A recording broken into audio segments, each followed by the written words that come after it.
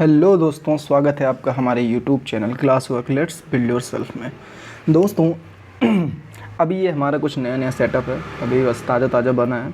तो बस इसमें आप कह सकते हैं कि बस हम लोग अभी थोड़ा ट्राई कर रहे हैं ये इसमें पेन टैब की मदद से पढ़ाने का। तो अभी वो क्या था कि उस पर बोर्ड पे पढ़ा ही रहे थे, ठीक है। तो उसी के आगे हम समझ लीजिए, अगर इस पर जो भी क्लासेस आपको मिलती हैं तो समझ लीजिएगा कि ये क्लासेस जो हैं उसी के आगे के कंटिन्यू है, ठीक है। बीच बीच में हम इस पर भी पढ़ाते रहेंगे और जैसे जैसे हमारा प्रैक्टिस होता जाएगा तो हम इस पर भी स्विच कर जाएंगे और उस पर भी बीच बीच में आपको क्लासेस मिलती रहेंगी। तो अभी आज जो हम पढ़ाने वाले हैं, ठीक है, वो क्या था हमारा अशोक के बारे में। लास्ट लेक्चर में आपने हिस्ट्री में देखा होगा, लास्ट लेक्चर जब मैंने लिया था तो हिस्ट्री के में हमने क्या हुआ था, अशोक के बारे में चीज़ों को डिस्कस किया था, ठीक है। अशोक के बारे में हमने आपको बताया था। हमने आपको बताया था कि अशोक के अभिलेख थे। अशोक के अभिलेख के बारे में हमने बताया था 3 तरह के थे, एक शिलालेख थे, एक गुहा लेख था और एक स्तंभ लेख था। और हमने बताया था शिलालेख में हमने 14 विभिन्न लेखों का एक समूह देखा था, ठीक है। 8 स्थानों से हमें प्राप्त अधिकांश हुए थे, किस भाषा में थे, प्राकृतिक भाषा में और ब्राह्मी लिपि में लिखे थे। गुहा लेखों के बारे में बहुत ज़्यादा पता नहीं था, लेकिन स्तंभ लेख में हमने देखा था कि भ्राभु का विराट स्तंभ लेख में हमने ये भी पाया था कि अशोक ने स्वयं को मगध सम्राट कहा था। क्या कहा था? मगध सम्राट कहा था।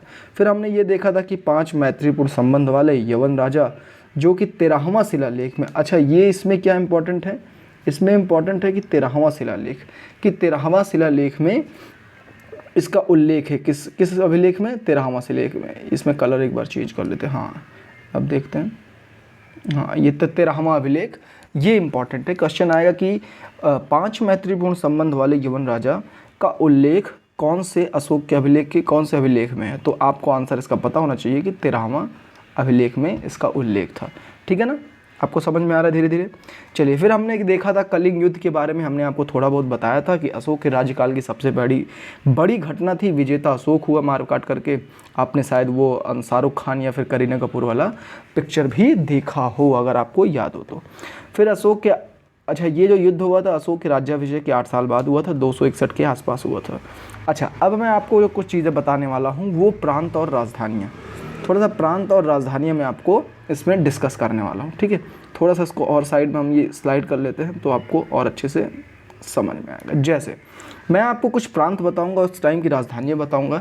अच्छा, ये इस क्वेश्चन का ना पता नहीं क्यों एग्जामिनर का कोई लगाव है या पता नहीं क्या उसको खींच है, मुझे नहीं पता, लेकिन वो मिला जुला के ऐसे क्वेश्चंस क्या करते हैं, बीच बीच में मर के पूछते रहते हैं। जैसे ये क्वेश्चन दिया हुआ है प्रांत, ठीक है, और ये राजधानी, ठीक।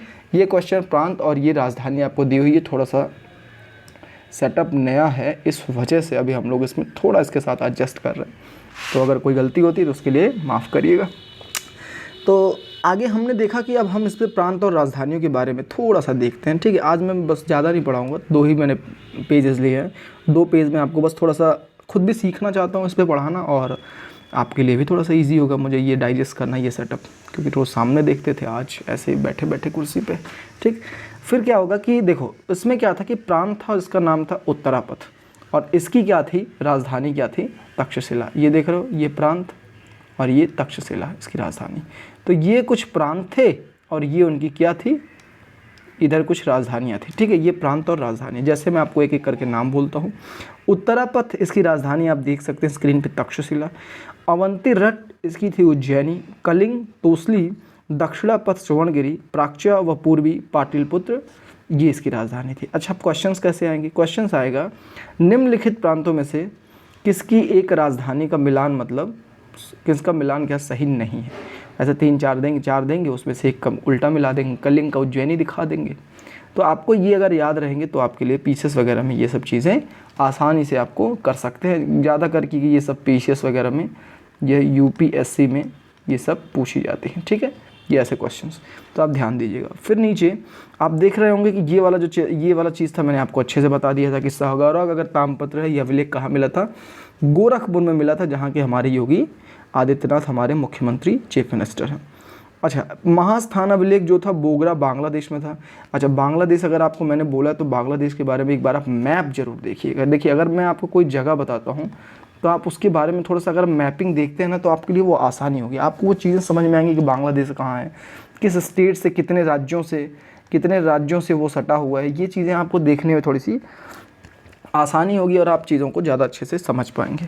फिर ये सब जो ताम्रपत्र थे, जो अभिलेख थे, ये अशोक कालीन किस भाषा में थे? अशोक का अगर साथ में नाम आता और किस भाषा की बात होती है तो आप हमेशा भाषा क्या लिखेंगे? प्राकृतिक भाषा। इस भाषा में उसने चीज़ों को बताया था। ठीक, ये हो गई। और किस भाषा में रचित है? ये ब्राह्मी लिपि में। फिर उसके बाद हम देखते हैं, इससे थोड़ा सा आगे बढ़ते हैं। देखिए यहाँ पर, ठीक है ना, यहाँ से स्टार्ट करते हैं। अच्छा, इसके बाद क्या होता था कि अशोक के समय में दो तरह की चीज़ें, जैसे अभी न्यायालय चलते हैं, गुप्तचर हमारे यहाँ सीबीआई वगैरह चलती, सुप्रीम कोर्ट, हाई कोर्ट चलती थी। तो ऐसा तो था नहीं कि उधर ऐसा सिस्टम में सेटअप नहीं था। उस टाइम पे भी क्या था कि न्यायालय और गुप्तचर संस्थाएं चलती थी। अच्छा, वहाँ पे जो न्यायालय थे उसमें दो तरह के थे। एक थे कि धर्मस्थी और दूसरे थे कंटक शोधन। जैसे अपने यहाँ दीवानी मामला होता है जिसमें पैसे रुपए लेके झगड़े उगड़े और सब रहते हैं, ठीक है, नॉर्मल ऐसे कानूनी दांव पेच वाले झगड़े जो दीवानी मामले में सुलझाए जाते थे, उनको क्या बोलते थे? धर्मस्थी। आप ध्यान से देखेंगे तो यहाँ ये लिखा है धर्मस्थी। ये क्या था? दीवानी न्यायालय। दूसरा था कंटक शोधन। ये फौजदारी वाले मामले हमारे जैसे लड़ाई झगड़ा हुआ, मारपीट मारकाट ये सब होता है, तो फौजदारी के मामले, ये दो तरह के न्यायालय में बटे हुए थे अशोक के शासनकाल में। अच्छा, उस टाइम पे दो गुप्तचर संस्थाएं, जैसे अपने यहाँ क्या सीबीआई है, एनआई है, ये सब गुप्तचर, रॉ है, अपने यहाँ क्या थी? गुप्तचर संस्थाएं, जासूसी वगैरह काम करती थी, रॉ वगैरह। तो उस टाइम पे भी ऐसी संस्थाएं होती थी। ठीक, संस्था उसको बोलते थे जो एक ही स्थान पर रहे, मतलब उनका एक ये क्या होता था, नॉर्मल यहाँ हेडक्वार्टर है, वो यहीं से क्या करते थे? ऑपरेट करते थे सारी चीज़ों को।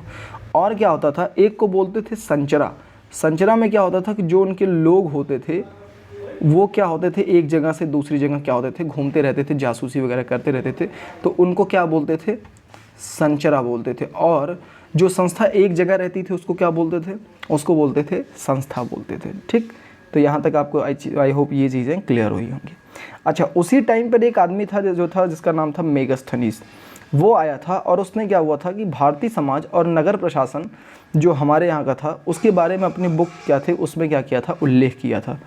तो उसने नगर प्रशासन के बारे में क्या बताया था? इधर देखिए, ये यहाँ पर उसने हमारे नगर प्रशासन के बारे में क्या बताया था और भारतीय क्या होता है समाज के बारे में क्या बताया था, हम आपको एक एक करके बताते हैं।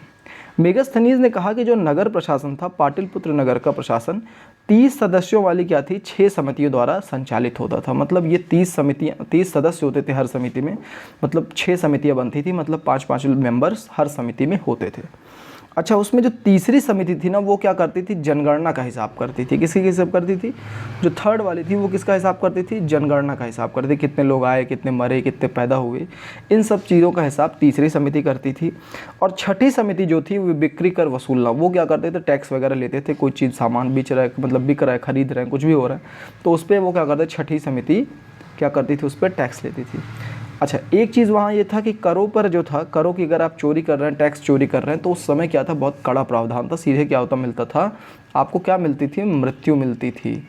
मृत्यु का उस समय पर क्या था? मृत्यु दंड दिया जाता था। वहाँ पर बड़ा कड़ा कानून था कि अगर आप टैक्स चोरी करते हैं तो आपको मृत्यु दंड मिलेगा। नगर के जो पदाधिकारी होते थे उनका एक खास नाम था, उसको नाम से बुलाते थे एस्टीनोमोई।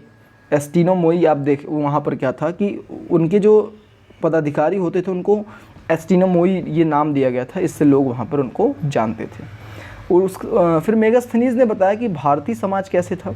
भारतीय समाज उसने बताया कि 7 वर्गों में बटा हुआ था। 7 वर्गों में बटा हुआ था। अब ये 7 वर्ग कौन कौन से थे? पहला दार्शनिक, जो मतलब ज्ञान व्यान देते रहते थे, ठीक, कृषक जो अनाज वगैरह पैदा करते थे, किसान। दूसरे पशुपालक जो क्या करते थे? जानवरों को पालते थे, वो पशुपालक थे, ठीक। तीसरा कारीगर जो छोटे मोटे काम, ये लकड़ी के काम, फर्नीचर के, पत्थर के, ये सब काम करते थे, वो थे। योद्धा थे जो क्या करते थे? लड़ाई झगड़े में जाते थे, ठीक है, किसी हमला होता था तो वो युद्ध करने जाते थे। निरीक्षक जो अधिकारी लेवल के थे, और मंत्री जो राजा के दरबार में मंत्री का काम करते थे। ऐसे लोग भी क्या थे? ऐसे भारतीय समाज जो था 7 वर्गों में बटा हुआ था। अच्छा, उस टाइम पे क्या था कि दास प्रथा नहीं थी, दास प्रथा का अभाव था। वहाँ पे दास प्रथा आपको बहुत, ऐसा कहीं नहीं था कि दास प्रथा आपको देखने को मिले, दास प्रथा वहाँ का प्रचलन का अभाव था। लेकिन कोई भी व्यक्ति ना तो अपनी जाति से बाहर विवाह कर सकता था, ना ही अपनी क्या होता पेशे से भिन्न कोई पेशा कर सकता था। मतलब अगर जिस जाति का जो आदमी है वो अपनी जाति के गैर जाति में क्या होता है, विवाह नहीं कर सकता था, ठीक है। और ना ही कोई अपने भिन्न पेशा, जैसे मान लो उसके पिताजी लकड़ी का काम करते हैं तो उसको लकड़ी का ही काम करना है, ऐसा नहीं कि वो कोई चमड़े का काम कर सकता है। मतलब सीधे सी बात है, जो उसके ख़ानदानी पेशा था वही उसको फॉलो करते थे, और वो एक ही जात से दूसरी जात में शादी नहीं कर सकते थे, वो सिर्फ अपनी जाति में ही विवाह वगैरह कर सकते थे, ठीक है। तो ये हो गया हमारा सेकंड, ये हो गया हमारा पहला, ये ख़त्म हुआ। सेकंड हम इसके आगे अब बढ़ते हैं थोड़ा सा, 1 मिनट, अभी क्या है, ये थोड़ा सा सिस्टम नया सेटअप तो थोड़ा सा समझने में, 1 मिनट दीजिए, ये थोड़ा सा, हाँ यहाँ से हम कर लेते हैं थोड़ा सा।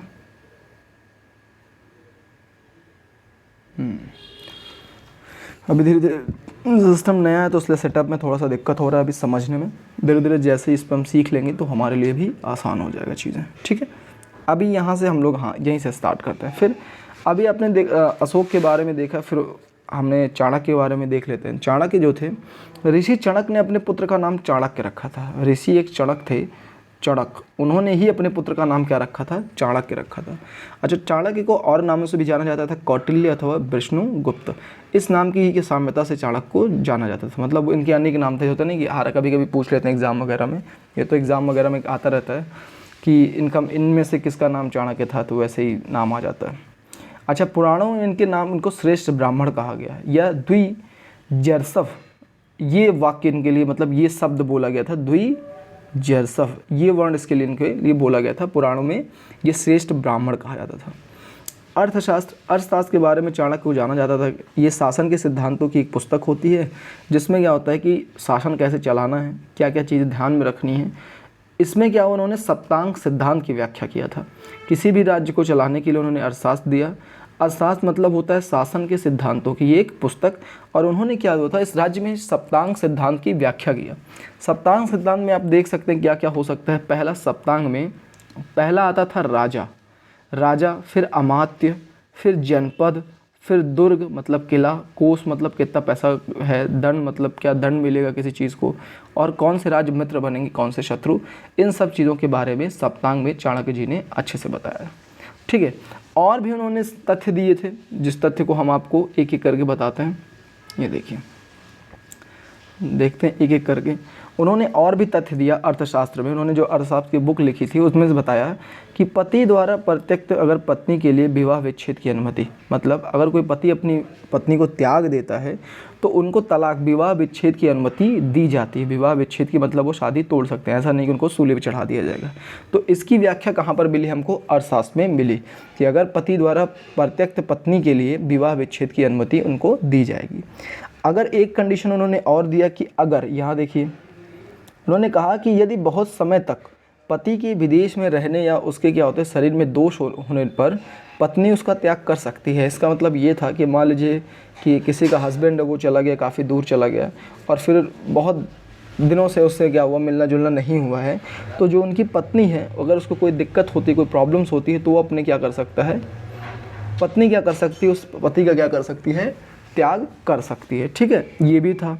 फिर आया कि विदेशियों को भारतीय समाज में मनु द्वारा व्रत्य क्षत्रिय कहकर प्रवेश दिया गया। मतलब अगर कोई भारतीय समाज में आना चाहता है, कोई भी आदमी अगर भारतीय समाज में आना चाहता है तो उसे भारतीय समाज में मनु द्वारा व्रत्य क्षत्रिय कहकर प्रवेश दिया जाता था। मतलब जो बाहर के लोग आते थे उनको क्या बोलते थे, व्रत्य क्षत्रिय बोलते थे, ठीक है, ये चीज़ बोलते थे, ठीक। अगला जो टॉपिक है वो है हमारे सारनाथ स्तंभ है। अशोक ने सारनाथ स्तंभ, ये थोड़ा सा इम्पोर्टेंट है, ये देखिएगा, ये सारनाथ स्तंभ। सारनाथ स्तंभ के बारे में सबसे पहली फेमस चीज़ क्या है कि इसे सम्राट अशोक ने बनवाया था। किसने, अशोक ने बनवाया था। इसका निर्माण किसने कराया था, अशोक ने कराया था। इस स्तंभ के शीर्ष भाग को सिंह चतुर्मुख कहा जाता था। सिंह चतुर्मुख क्यों कहा जाता था कि इसके चार इसके क्या मुंह थे ना, उस पर क्या थे, शेर के बने हुए थे, इसीलिए इसको शीर्ष चतुर्मुख बोला जाता था कि 4 शेर का इसमें मुंह बना हुआ था, इसीलिए इसको सिंह चतुर्मुख कहा जाता था। ये स्तंभ था, मतलब ऐसे एक स्तंभ रहा होगा, तो इसके चोटी पे क्या रहा होगा, सबसे ऊपर 4 शेरों का ऐसे मुंह बना होगा, ठीक है। आगे फिर क्या था, इसी प्रतिकृति को भारत सरकार ने अपने प्रतीक चिन्ह के रूप में स्वीकारा है। आप देखेंगे कोई 5 का सिक्का या फिर भारत सरकार का लोगो देखेंगे तो कुछ ऐसे 4-5 शेर बने रहते हैं, फिर ऐसे भारत सरकार का ये कुछ लोगो आप यहाँ पर देख पाएंगे। तो कहाँ से लिया गया है, सारनाथ के स्तंभ से लिया गया है। ये भी इम्पॉर्टेंट, ये जो पॉइंट है ये बहुत ही इंपॉर्टेंट है, इसको आप स्टार लगा लीजिएगा, ये इंपॉर्टेंट पॉइंट है, आप ध्यान रखिएगा, ठीक है। स्तंभ के जो शीर्ष पर ना सिंह की जो आकृति है वो किसका प्रतीक है, वो क्या है, शक्ति का प्रतीक है। शेर क्या होता है, सबसे ताकतवर होता है, इसीलिए क्या होता है, शक्ति का प्रतीक होता है, ठीक। ये चीज़ें हमने अभी तक देख लिया है। फिर आते हैं हम लोग नेक्स्ट पॉइंट पे, कुछ और महत्वपूर्ण चीज़ें जो मतलब इस टॉपिक से रिलेटेड है, जैसे कि जेम्स प्रिंसेप। आप देखेंगे कि यहाँ पर जो जो चीज़ें हाईलाइट पहले से की गई हैं, पहले से अंडरलाइन किया गया है, इसका मतलब ये इस पर थोड़ा कुछ काम वाम किया गया, ऐसा नहीं कि मुँह उठाया और उसको आके आपको कुछ भी बक दिया। तो जेम्स प्रिंसेप एक आदमी था, इसने 1837 में इसने अशोक के अभिलेखों को पढ़ने वाला सर्वप्रथम विद्वान था। मतलब अशोक का जो अभिलेख था वो कोई पढ़ नहीं पा रहा था, ठीक है, बड़ा दिक्कत हो रही थी, कुछ भी लिख दिया था तो लोगों को समझ नहीं आ रहा था। अब भाई उस ज़माने के क्या लिखा हुआ था ये थोड़े नहीं था, वो समझ नहीं पा रहे थे। तो सबसे पहले जेम्स प्रिंसेप ने क्या किया था, 1837 में 1837 में इसको पढ़ने का सबसे पहला क्या हुआ, खिताब हासिल किया। तो ये नाम याद रखिएगा, जेम्स प्रिंसेप। ये क्या होता है, कभी कभी एग्ज़ाम में डायरेक्टली पूछ लिया जाता है और ये पूछा भी गया है पीसीएस वगैरह या फिर वनडे एग्ज़ाम्स में। अच्छा, खरोष्ठी लिपि के बारे में, खरोष्ठी लिपि जो होती है वो दाएं से बाएं लिखी जाती है। मतलब अगर आप देखेंगे हम लोग हिंदी कैसे लिखते हैं, इधर से लिखते हैं ना, इधर से ऐसे बाएं से दाएं लिखते हैं, वो क्या थी, वो लिखी जाती है जो खरोष्ठी लिपि होती है वो दाएं से बाएं लिखी जाती है। मतलब ये कुछ ऐसे इधर से है ना, ऐसे लिखी जाती है। तो खरोष्ठी लिपि के बारे में एक चीज़ आप जानिए कि ये दाएं से बाएं की तरफ लिखी जाती है। अगला पॉइंट है अनुराधापुर। अनुराधापुर किसे कहा जाता है, जो आज का हमारा श्रीलंका है उसको अनुराधापुर कहा जाता था, ठीक है। ये प्राक अशोक ब्राह्मी लिपि का साक्ष्य, मतलब जो प्राकृतिक भाषा में जो लिखी गई थी अशोक की, ब्राह्मी लिपि में इसका साक्ष्य मिलता है कि अनुराधापुर जो नाम है वो आज के श्रीलंका का नाम था। अच्छा, अशोक का नाम हर जगह अलग अलग लिखा हुआ है, हर जगह 10 नाम लिखा हुआ है। तो अशोक का नाम जो था कहीं कहीं मस्की, गुरजारा, नेतूर एवं उडेगोलम के लेखों में मिलता है, ठीक है। यहाँ पर अलग अलग नामों में, कहीं कहीं अलग अलग नामों में लिखता है और यहाँ पर इनके लेखों में अशोक का नाम लिखा गया। इंडिका का जो लेखक था वो था मेगस्थनीज। मेगस्थनीज के बारे में अभी मैंने जस्ट इसके पहले बताया था कि उसने नगर प्रशासन के बारे में, ठीक है, भारतीय समाज के बारे में क्या क्या चीज़ों की व्याख्या की है वो हमने अभी आपको करके दिखाया भी। इंडिका का जो लेखक था ये भी कभी कभी एग्ज़ाम में पूछते हैं, खास करके वनडे एग्ज़ाम में ज़रूर पूछ लेते हैं कि इंडिका का लेखक कौन था, मेगस्थनीज, ठीक है। ये किसका राजदूत था, ये भी इंपॉर्टेंट है। ये सेल्यूकस निकेटर का, सेल्यूकस निकेटर किसका सेनापति था, वो सिकंदर का था। जब सिकंदर टें बोल गया तब क्या होता कि सेल्यूकस निकेटर जो था उसका राजदूत जो था वो कौन था, मेगस्थनीज था, ठीक है ना। उसके बाद नेक्स्ट पॉइंट है तक्षशिला। तक्षशिला क्या है, ये भी क्या था कि एक प्रसिद्ध क्या था, ज्ञान का केंद्र था। ये मौर्य काल में शिक्षा का सर्वाधिक प्रसिद्ध केंद्र था। तक्षशिला आप सुनते हैं तो आपको वैसे ही लगता होगा कि ये कोई बड़ा सा ज्ञान का केंद्र है, तो ये मौर्य काल में था। मौर्य काल में ये शिक्षा का सबसे बड़ा क्या था, मौर्य काल में शिक्षा का सबसे बड़ा ये केंद्र था, ठीक, प्रसिद्ध है वो भी था। अगला चीज़ जो आता है वो है कि देखेंगे आप डायग्राम बनाओ यहाँ पर फ्लो चार्ट में कि मौर्य काल के प्रमुख व्यक्ति एवं उनके अन्य नाम। ये देखिए मौर्य काल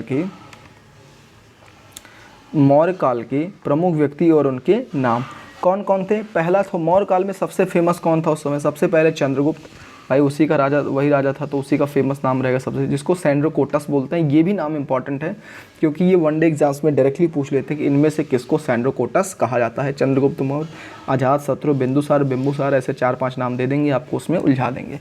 तो आपको एग्जैक्टली ये चीज़ें पता होनी चाहिए। सेकेंड कौन फेमस था, उनका एक जो मंत्री था चाणक्य, विष्णुगुप्त, ये भी क्या है आपको पता होना चाहिए कि सबसे ज़्यादा सेकेंड फेमस कौन था, चाणक्य। उसके बाद कौन फेमस हुआ मौर्य काल में, फिर हुआ अशोक। अशोक जो था वो भी बहुत अच्छा और प्रतापी राजा बोल सकते हैं, ये भी बहुत फेमस हुआ, अशोक सबसे ज़्यादा फेमस हुआ, ठीक। उसके बाद आता है बिंदुसार। बिंदुसार को क्या बोलते हैं, इसका बस आप इतना नाम याद रखिए कि इसको अमित्र घात भी बोलते थे, यही नाम इसका इंपॉर्टेंट ज़्यादा कि बिंदुसार को अमित्र घात भी कहते हैं। यही क्या कहते हैं वनडे एग्जाम्स में बार बार आपसे यही पूछेगा, ठीक। और आगे बढ़ते हैं हम। फिर हम आते हैं मौर्योत्तर काल में। मौर्योत्तर काल में हम जब आते हैं तो उसमें कुछ इंपॉर्टेंट फैक्ट्स जो आपकी परीक्षा में पूछा जा सकता है उसके बारे में हम थोड़ा सा देख लेते हैं। जैसे पहला पॉइंट है यौधेय के सिक्कों पर अंकन मिलता है। यौधेय के डायरेक्टली ऐसे एग्जाम में पूछेगा, यौधेयों के सिक्कों पर अंकन मिलता है किसका? कार्तिकेय का, शिव का, विष्णु का, या फिर ऐसे किसी एक लक्ष्मी का, ऐसे ही दे देगा, ठीक ना।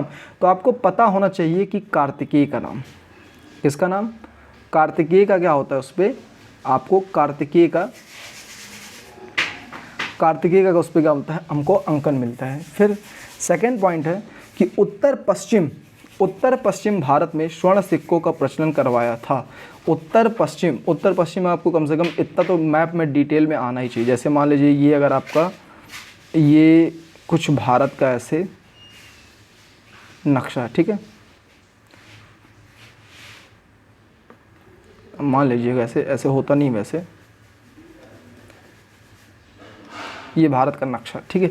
तो उत्तर आपको ये पता होना चाहिए, उत्तर यहाँ है, ठीक, सबसे ऊपर की तरफ। इधर पूरब है तो इधर क्या होगा? पश्चिम होगा, ठीक है। तो मतलब ये जो है ये एरिया ये हमारा उत्तर पश्चिम में आता है ना। ये उत्तर पश्चिम में भारत में स्वर्ण सिक्कों का प्रचलन किसने करवाया था? तो सबसे पहले हिंद यवन राजाओं ने। किसने करवाया था? हिंद यवन राजाओं ने सबसे पहले क्या करवाया था? स्वर्ण सिक्कों का प्रचलन करवाया था। थर्ड पॉइंट आता है बाल विवाह की प्रथा कब आरंभ हुई? तो